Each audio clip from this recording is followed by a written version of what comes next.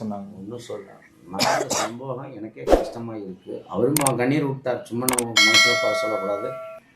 அதாவது கண்ணீர் விட்டார், அழுக வேண்டாம், நடந்துருச்சு, ஒரு காவை கொடுத்த மாதிரி இருக்குது எனக்கு சூழ்நிலை, நீங்கள் அழுக வேண்டாம்னு நானும் ஆறுதல் சொன்னேன். நான் வர்றேன், நேரில் வர்றேன், கொஞ்சம் வெயிட் பண்ணிக்கிட்டு இருக்கிறேன், ஒரு இதுக்காக வெயிட் பண்ணிக்கிட்டு இருக்கிறேன், வர்றேன்னு சொல்லியிருக்காரு. கட்டாயம் வருவார்.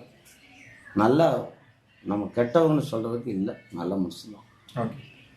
ஏன்னா அவர் பேசலை, பாதிக்கப்பட்டவங்கள பார்க்கல அப்படின்னு எல்லாரும் ஒரு குற்றமாகவும் குறையாகவும் சொல்லிட்டு இருந்தாங்கல்ல. என்ன இந்த எச்சாயிருச்சுன்னா என்ன பண்ண முடியும்? எச்சா ஆகக்கூடாதுல்ல. இது அந்த இடத்துல நின்றுருக்காரு, அவரே கீழே இறங்கி ஐயோன்னு நிற்கிறாரு. அப்போ அந்த கும்பலில் இது நடந்த மட்டும் பிரச்சனை இல்லை. இன்னும் அவருக்கு ஒரு பாதிப்பு இருந்தால் இத்தனை கோடி மக்களையும் பார்க்குறவர் அவருக்கும் சங்கடமாக இருக்கும் அல்லவா? அது நம்ம அந்த குற்றமாக எடுத்துக்க முடியாது. அவர் போனதே நல்லது.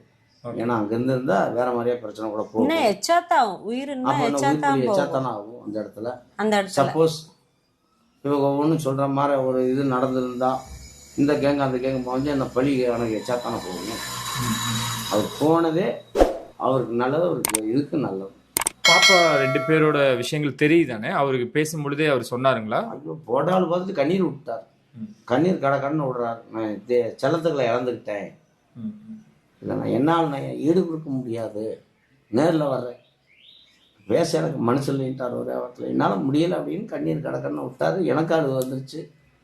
அதுக்கு மேலே அவரையும் நம்ம புண்ணாக்கக்கூடாதுன்னு சரி நான் விட்டுட்டேன். உங்ககிட்ட பேசினாரா? நீங்க இல்ல, அவர் தான் பேசினாரு. குடும்பத்தோட தான்